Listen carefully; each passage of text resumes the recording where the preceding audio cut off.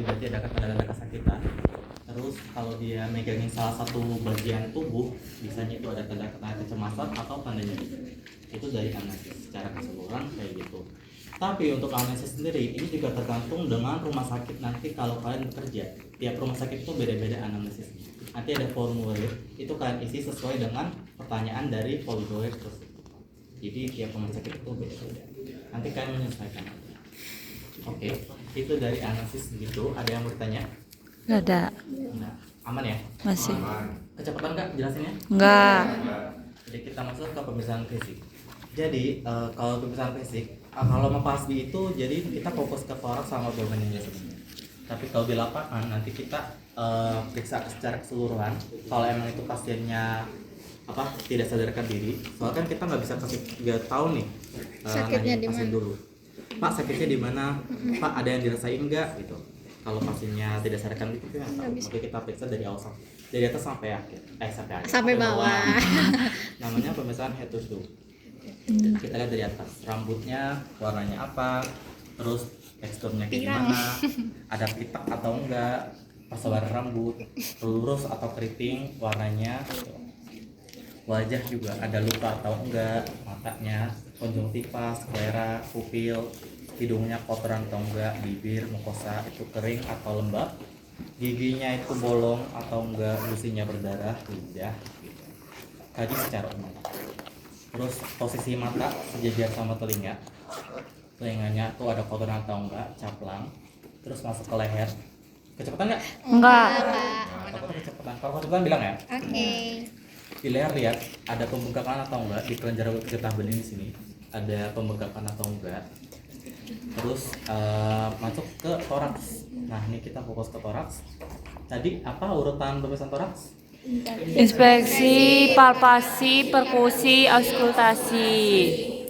Oke, Dek bisa dibuka belinya. Banyak. Apa sih? Yang cowok.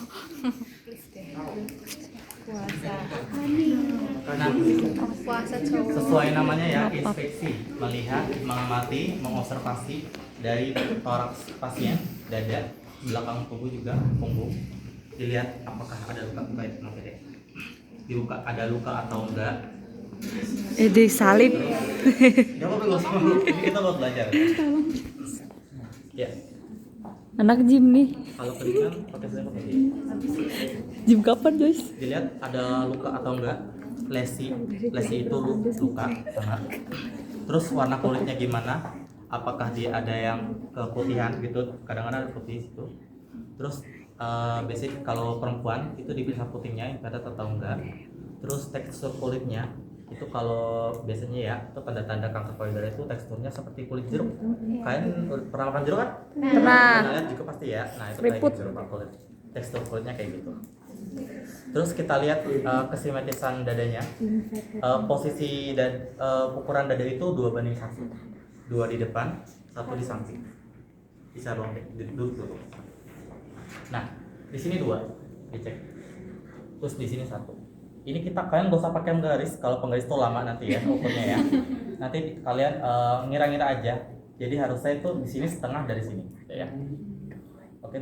Kalau kita nafas biasa kan yang gerak tuh cuma dada atau perut. Tapi kalau dia ada kesulitan bernafas, kadang ada gerakan tambahan seperti contoh itu pundaknya gerak, jadi kayak gitu. Atau hidungnya nih yang gerak. Itu kita lihat. Terus kembang kebisnya setara atau enggak? Kalian bisa lihat kembang kebis dari sini bawah pasien, maaf. Diperiksa dari sini, dilihat. Coba tarik nafas dalam-dalam Pak. Pak. Nah itu harus sama, sejajar, atas bawahnya, tingginya. Kalau di sebelah kanan atau kiri itu ada kecurigaan perbedaan, itu dia biasanya ada ruptur atau paru-parunya itu mengecil, gitu. Bisa jadi emfisema juga. Ada masalah di paru-paru. Terus dari inspeksi dicek juga toraksnya, tenggorokan maksudnya. Itu dia pas di tengah atau enggak, lurus atau enggak. Terus di punggung tadi kita cek postur tubuh, tulang belakangnya itu dia ada belokan, lurus atau gimana, itu dicek juga. Yang penting di sini kalau kalian di pemeriksaan fisik itu kalian tahu anatomi fisiologis, anatomi fisik manusia. Kalau kalian tahu normalnya bagaimana, itu nanti kalian gampang buat meriksanya. Oke, itu inspeksi. Ada yang mau tanyain sampai sini? Inspeksinya banyak ya kak?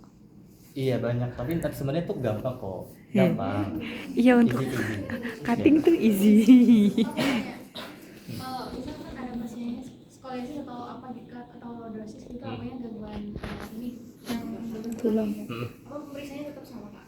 Atau yang misal nih yang tadi dada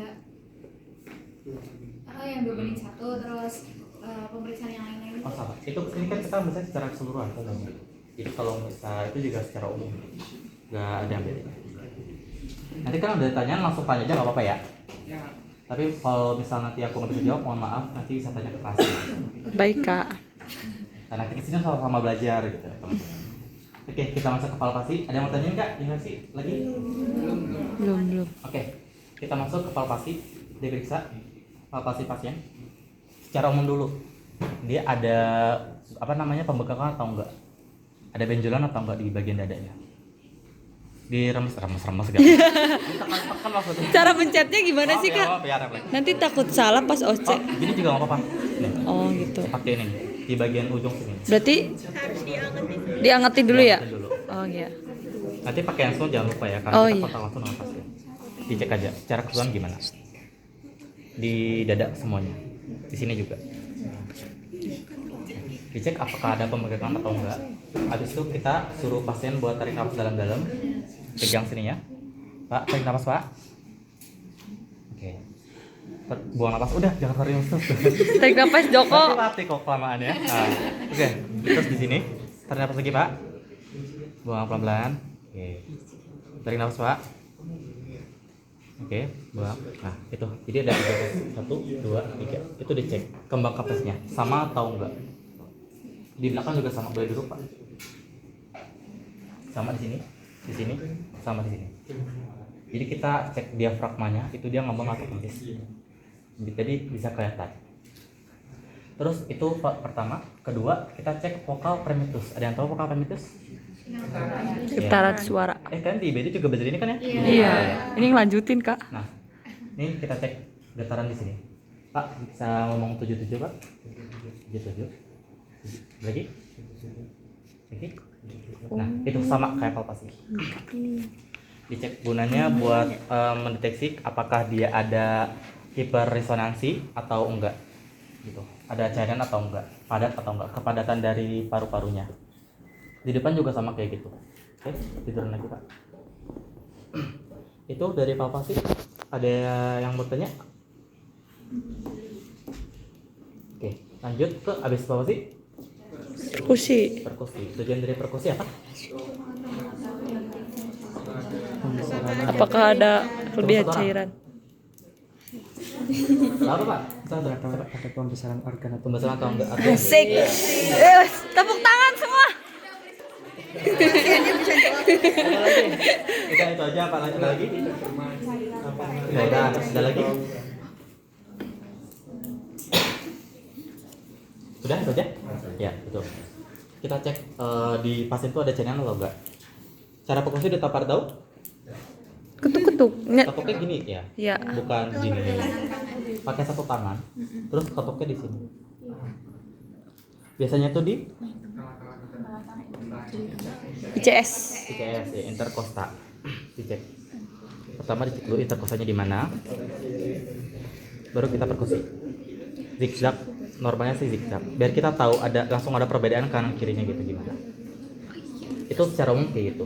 Terus kalau buat untuk mengetahui pembesaran organ, itu nanti dari atas ke bawah. Nih, kalian tarik garis mid clavicula. Ini clavicula tahu sini? Tahu. Interkosta bawah. Di pokoknya satu garis dengan puting ke bawah. Dengan mamae. Bunyinya apa? Sonor. Bunyi sonor. Sonor.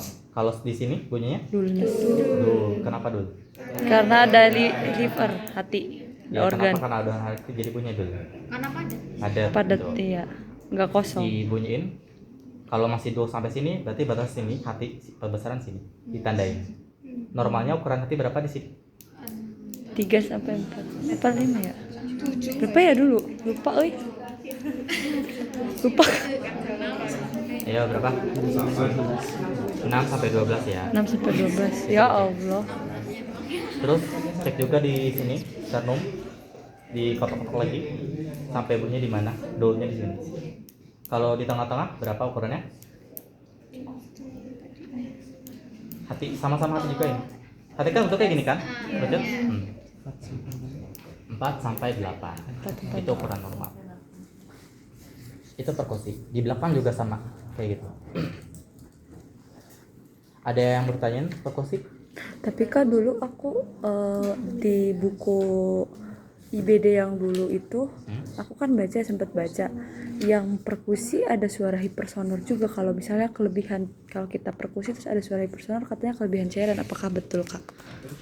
Bukan kelebihan cairan, itu dia apa namanya, perpindahan dari udaranya gitu. Kadang emfisema, kan tau emfisema? Iya. Ada udara lebih di paru-paru. Kalau nggak salah ya, tadi tanya pasti. Itu dia hipersonor. Hipersonor. Iya, Makanya hipersonor. dia kenceng gitu bunyinya. Tapi itu aman atau enggak Kak? Enggak kan dong, kan dia emfisema. Dicurigai ada emfisema, dicurigai ada masalah. Makanya itu bunyinya harusnya sonor, normal. Jadi nggak terlalu tinggi, nggak terlalu rendah. Gitu. Untuk limpa juga sama ya, kayak gitu. Di dari atas sampai bawah. Ada lagi yang bertambahin? Perkusi? Aman? Aman Kak. Aman. Posisinya juga tahu ya. Ada yang mau coba nggak perkusi? Sini ayo maju. Gak bisa. Sini. Ya, Aduh. Hati-hati Joyce, takut deh. ya. Di interpos aja gimana? Mau ngecek hati juga nggak apa-apa nggak sih? Jejak aja jejak. Coba. Mau lihat aja kalian gimana perkusinya? Di ICS kan. Iyalah.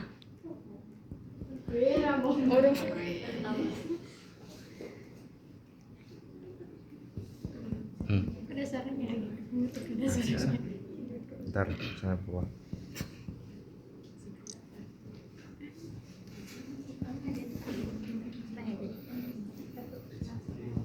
Tapi itu harus nempel nggak Kak jarinya? Nanti. Oke. Dah. Nah, jadi emang harus tempel ya teman-teman jarinya, biar kita bisa ada totakan gitu buat perkusi pasien. Gini. Tuh. Wih, nyaring banget, wih. Tuh. Biar positif. Jadi teknik itu juga bisa mempengaruhi hasil nanti, biar nanti nggak bias. Kalau kan tekniknya benar, itu bakal ketara jelas tekniknya, hasilnya juga perkusi, suaranya kayak gimana. Itu dari perkusi. Ada lagi? Lanjut auskultasi. Ada yang mau tanya nggak? Ada ya?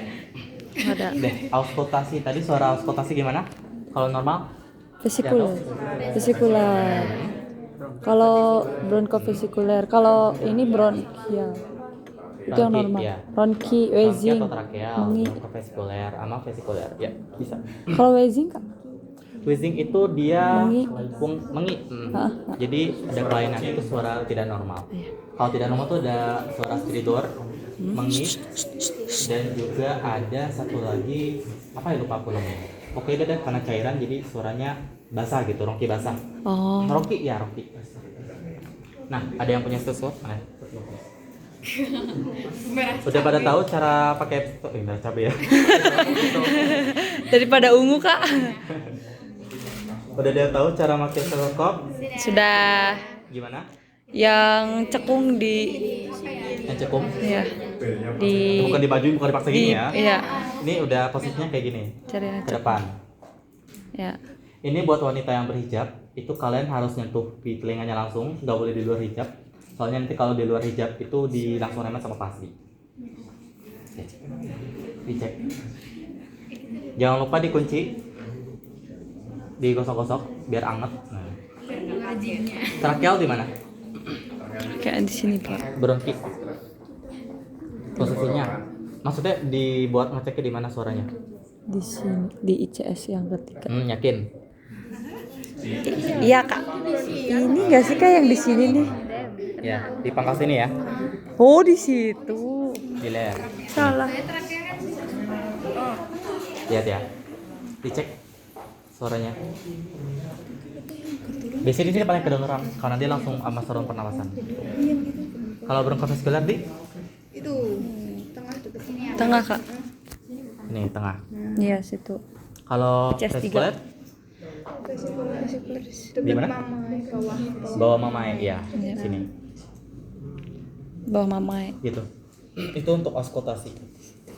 Dicek kanan kiri. Biasanya itu ada suara tambahan. Itu suara kayak contoh tadi suara ronki kalau ada kelainan, atau suara wheezing atau suara tidur. Suara tidur biasanya ada di sini. Nanti kan coba searching aja ya, suara tidur tuh kayak gimana sih? Wheezing Busy. di sini. Ronki sini. Ronki soalnya dia basah karena ada cairan paru-paru, jadi di bawah. Gitu.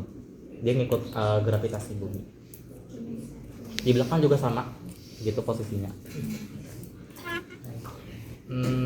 Udah, itu auskultasi. Ada yang mau dibahas lagi? Ada yang kurang? Ada yang mau tanya? Depan belakang. Kalau belakang gimana, Kak?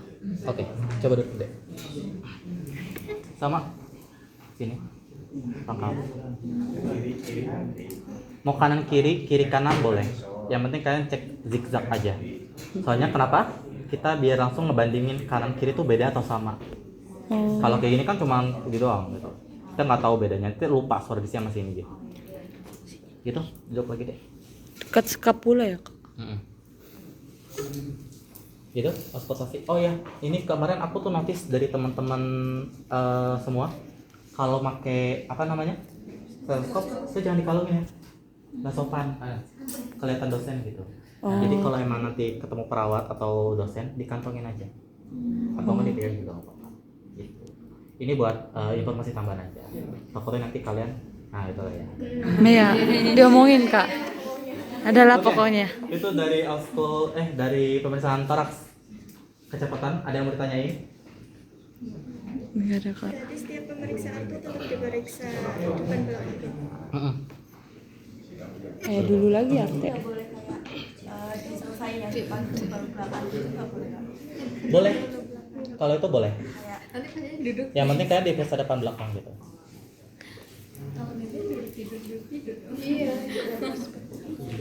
Udah, toraks aman? Oke, kita lanjut ke abdomen. Coba sana Kak aja urutannya. Inspeksi, auskultasi, perkusi palpasi. Kenapa auskultasi dulu? Karena takut mengganggu suara perut kalau perkusi apa. Suara perut namanya? Timpani. Iya itu kalau perkusi. Iya, Kalau perkusi. auskultasi gimana suaranya?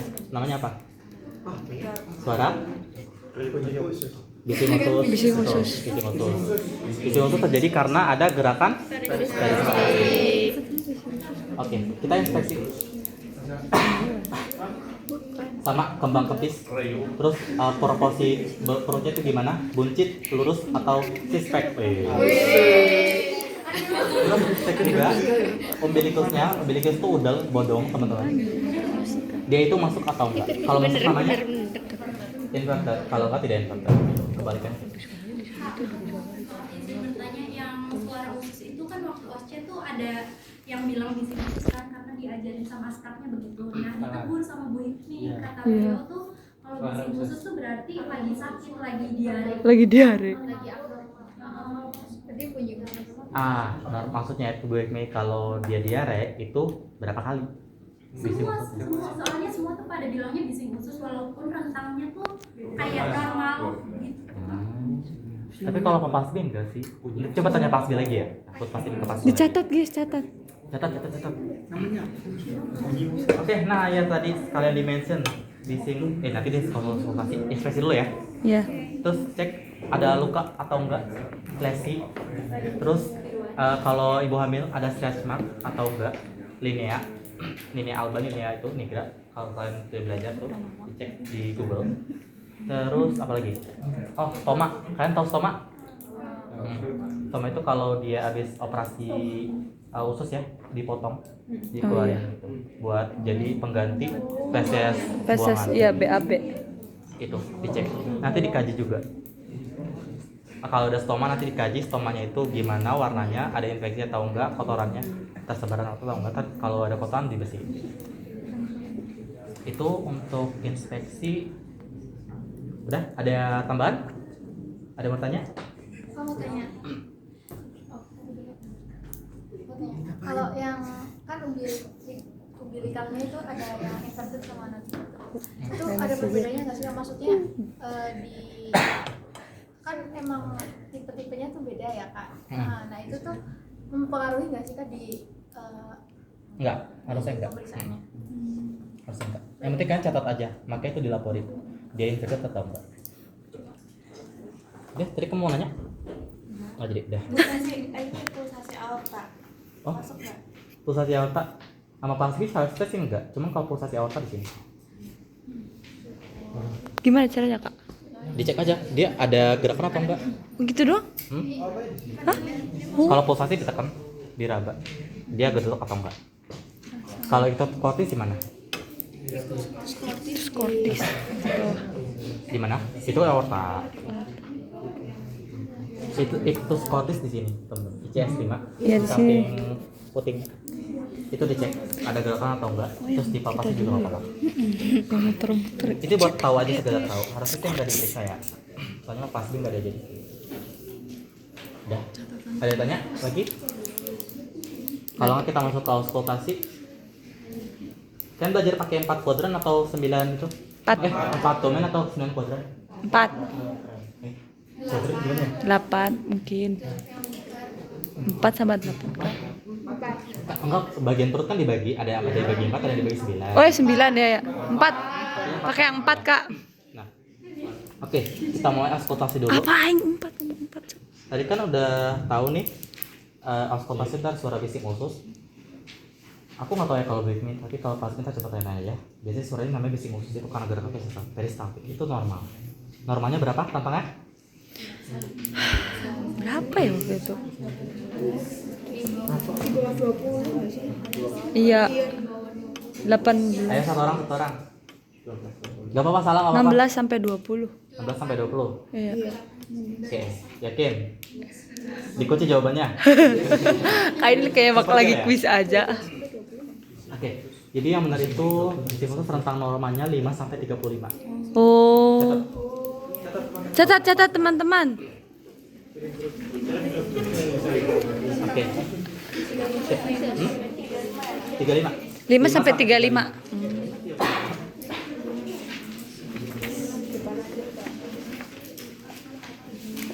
Terus kalau rotasi di abdomen itu biasanya kan gimana diajarinnya? Putar. Ya. Tadi? Ya. Kalau mobil biasa kayak gitu. Tapi kalau pas bis sebenarnya beda. Yang penting kalian tuh ada include keempat kuadran itu. Mau dari kanan dari arah jarum jam boleh muter. Kalau berkebaikan juga boleh. Ngarang juga boleh, zigzag gini. Gak apa-apa. Serius kak? Yang penting 4 kuadran. Kalau semua pasti ya. Oh. Tuh. Dicek. Di sini. Nah, biasanya yang paling kencang itu di mana? Di sini. Kenapa? Karena usus. Deket usus. Lagi diproses. Ke bawah kenapa? Karena mau ke dari Lambu, gester. senden itu kak mau ke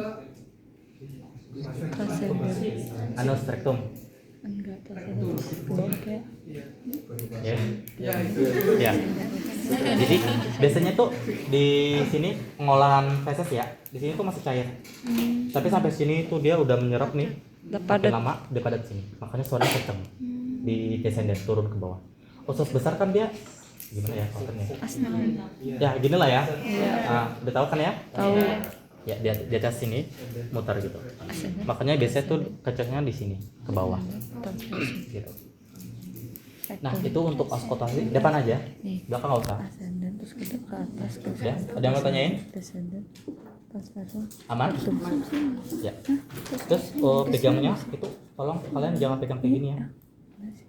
Pegangnya begini boleh, gimana kak? gini juga boleh. asal jangan ditutupin ininya gitu. Aku dijadiin kayak gitu. Iya, itu auskultasi. Ada yang mau tanyain? Tadi mau Aman? nanya apa ya? Oke. Dari auskultasi apa lagi? Setelah auskultasi tindakan apa? Perkusi. Ya, perkusi abdomen sama zigzag gitu. Suaranya apa? Timpani. Timpani. Dicek. Biasanya timpani. Tuh. Gitu. Timpani itu normalnya ya, kalau nggak normal bisa redup, ini nggak normal. Nah, itu buat tadi kita buat perkusi itu mengetahui apakah ada cairan atau enggak.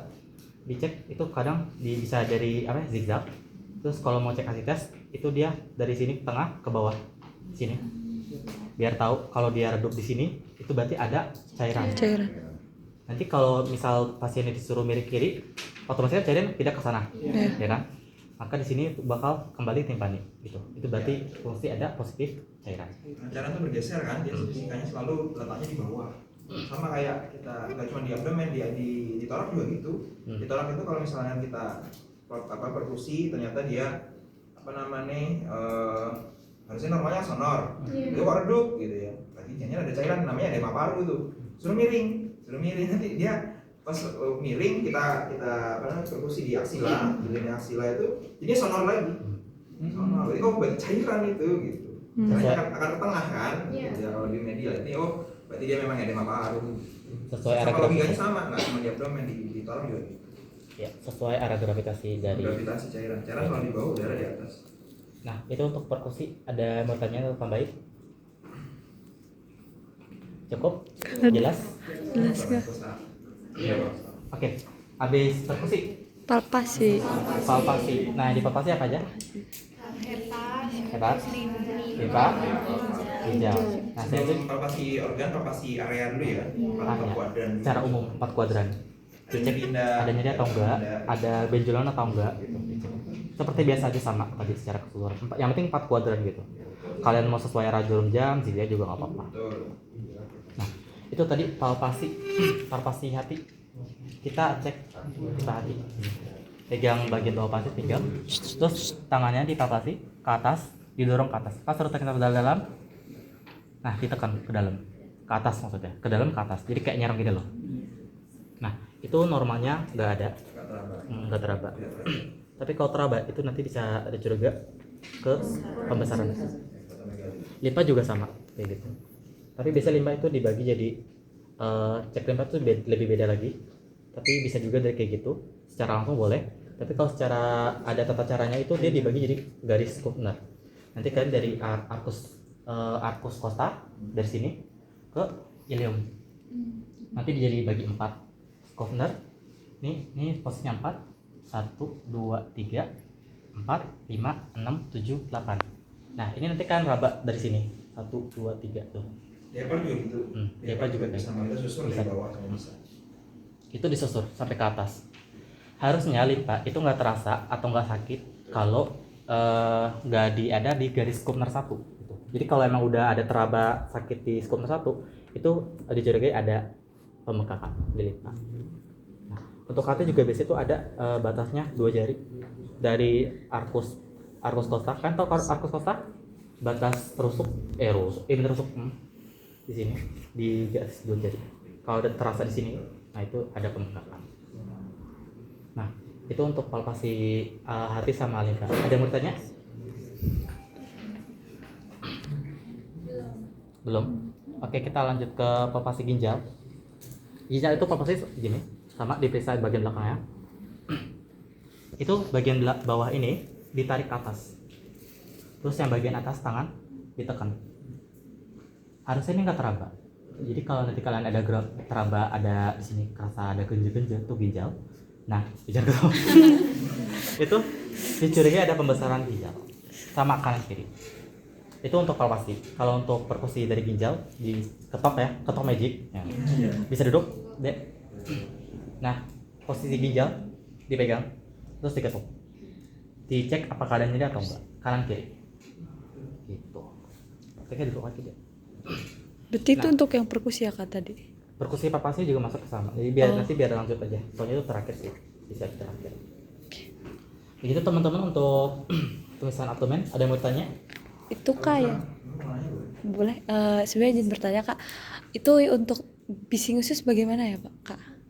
Pak, itu jadi mereka tanya kemarin sama Bu Hipni bilang tuh di auskultasi abdomen kalau mereka bilang ada suara bising usus itu katanya nggak normal gitu. Normal, Kalau bising usus kalau normal. Jadi bedakan antara bruit aorta dengan bising usus beda. Jadi kan bising usus itu bahasa Inggrisnya vowel sound, suara usus suara. Nah itu normal saja. Normalnya kan 5 sampai 35 per menit. Per menit untuk manusia dewasa. Ya kalau anak-anak beda lagi, anak-anak lebih sedikit kayaknya. Jadi normalnya kalau kita 5, 8, 10 per menit itu normal saja. Ada bising-bising itu beda dengan bising bruit aorta. Jadi bruit aorta itu yang kalau kamu dengerin itu kan ada tuh yang di tengah-tengah apa namanya proses suspendus di bawahnya kan ada berdenyut ya kalau pasti kan. Kamu bisa dengerin pakai stetoskop. Trot sama seperti kayak suara denyut jantung. Nah kalau itu duduk normal, tapi kadang ada ser seperti air gitu ya. Itu beda, itu bukan itu bruit aorta itu memang abnormal. Harusnya nggak terdengar ada duduk saja begitu. Nah tapi kalau di vowel sound atau bising usus normal saja. Iya. Normal aja. Kita semua punya itu, malah kalau nggak ada nggak normal. 5 sampai 35 kali per menit. Terima kasih Pak. Crick and gargle. Kamu baca ya? Crick and gargle bising usus. jadi itu bising usus ada pasangannya gitu teman-teman. Kalau dia baca gereg itu sama semua itu belum termasuk satu bising usus. Tidak secara pasangan gereg Sama kayak jantung kan duk kalau itu dia ada crick and gargle. Itu yang dengarkan nanti waktu habis. Biasanya itu ya dia kan sangat lapar atau sangat kenyang itu dia responnya begitu kan. Paling enak siang hari atau kalau enggak ya habis buka puasa, habis taraweh itu dengerin gitu. Baik. Terima kasih Pak. Krik kan enggak ada, ada krik-kriknya kayak jangkrik. Enggak ada seperti bergumul-gumulnya, itu adalah bising normal. Vowel sound. Makasih Pak. Ya, jadi gitu teman-teman. Ada yang mau tanyain lagi? Sebenarnya nggak salah, mungkin maksudnya Hipmi begitu. Jadi saya nggak menyalahkan Hipmi ya. Jadi mungkin waktu itu penyampaiannya nggak sampai ke sana diskusinya gitu. Ya jadi harus dibedakan antara bunyi aorta abdominal kan. Tadi saya bilang prosedur saya ada yang bunyi itu terdengar juga kadang-kadang. Jadi saya bilang tadi, harusnya dia duk, tapi ternyata ada zer itu berarti dia ada lainan di sana gitu ya. Kalau malah harus nggak terdengar. Oke, baik. Baik, sudah jelas Kak. Oke. Sudah? Jelas? Ada yang mau tanya lagi? Mumpung ada Pak Asbi. Mau tanya Kak, waktu kemarin kan di OSCE kan kita di bagian abdomen itu kita buat perkusi itu buat ngukur di sini pakai penggaris itu yang di depan. Oh iya. Itu dilakuin apa? Sebenarnya boleh saja, itu kan opsional ya. Kita mau tujuannya apa? Jadi segala sesuatu itu ada tujuannya. Kalau memang tujuannya untuk mengukur hepar, monggo diukur tadi kan dari atas, batas atas hepar sama batas bawah hepar ya kan. Ya boleh aja kalau mau lakukan perkusinya boleh monggo. Itu silahkan dilakukan. Jadi apa ya, tergantung tujuannya. Tapi kalau misalnya ditanya cuma hanya perkusi abdomen hanya 4 regio, perkusi toraks ya berarti simetris kanan kiri gitu kan. Toraksnya apa dulu, respirasi atau jantung? Ukuran jantung juga diukur, jadi sesuai kebutuhan. Tapi kalau yang hepar masih sering dilakukan, perkusi hepar untuk ukuran hepar atas bawah itu masih sering pada hepar itu kita ukur itu. Karena ketahuan banget. Habis saya sih sukanya palpasi dulu, kalau teraba nih gede nih, karena hepatitis dong, kuning, seleranya sudah kuning, ekterik gitu kan, teraba, wah ini rasa nih gede nih heparnya kan, hepatomegali tuh, ukur, oh memang lebih gede ya jelas teraba kok gitu kan, maksudnya hanya validasi saja hanya untuk pembelajaran. Tapi kalau jantung sudah agak jarang digunakan. Ukuran jantung tuh memang kita tahu ilmunya, tahu caranya, batas atas jantung, batas kanan jantung, batas kiri jantung ya kan. Kita ukur itu minimal 3 area jantung, cuman realnya agak jarang. Karena sudah ada EKG, ada ronsen. EKG sudah saya tahu ukuran jantungnya, kelihatan dari EKG. Iya benar. Lebih expert kita baca EKG, ronsen jelas lagi. Ronsen sudah valid, kardiomegalinya ketahuan, tinggal kita ukur pakai penggaris kelar, gitu kan? Gitu. Tapi kalau untuk pembelajaran boleh. Jadi nanti kalau misalnya belajar waktu praktik, waktu profesi, kalian, masalahnya adalah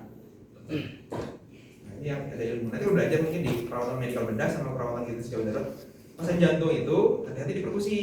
Kalau di aritmia pas waktu perkusi dia asistol repot ya kan. Paham enggak? Iya, paham. Itu maksud saya. Jadi kalau untuk belajar hati-hati juga di ruang jantung, tanya sama pembimbing lah nanti. Karena orang sakit jantung dia gagal jantung, kemudian aritmia juga gitu. Pas kita perkusi dia asistol, nggak repot ya kan? Itu aja sih. Jadi kalau pada orang sehat ya kata kamu pengen ukur jantung pasti normal aja, segini kan? Gamanmu lah, bukan gaman temanmu. Gitu ya. Jadi jangan bilang boleh aja, kita nggak belajar ya karena sudah dianggap bisa aja gitu.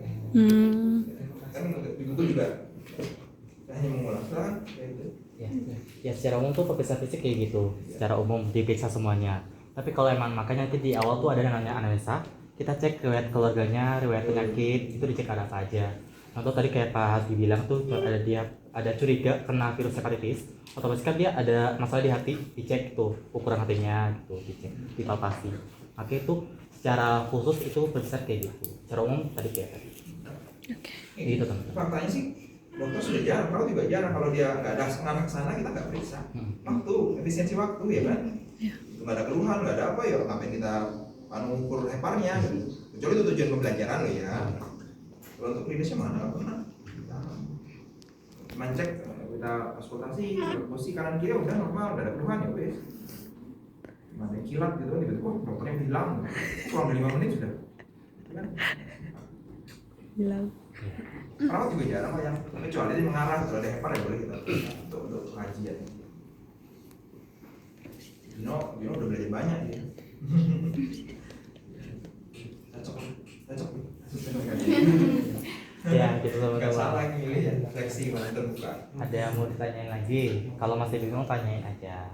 Mau diskusi mau apa silakan. Mau diskusi. Kelas B juga sebelah sama Livi. Atau teman-teman pada mau langsung coba ke Kamu harus coba. kampus. Ini Dinonya duduk santai ya. Terus coba tuh. Kalau Yang udah praktikum bukan asisten. Yang praktikum bukan Teman-teman. dosen, bukan asisten. Yang praktikum kan mahasiswa. Silakan. langsung coba aja deh yuk. Yuk. Siapa mau? Dari inspeksi dulu toraks atas. Ya, cewek boleh, cowok boleh. Nah, ini ya. Coba nanti kan tuh kalau nggak coba tuh bingung.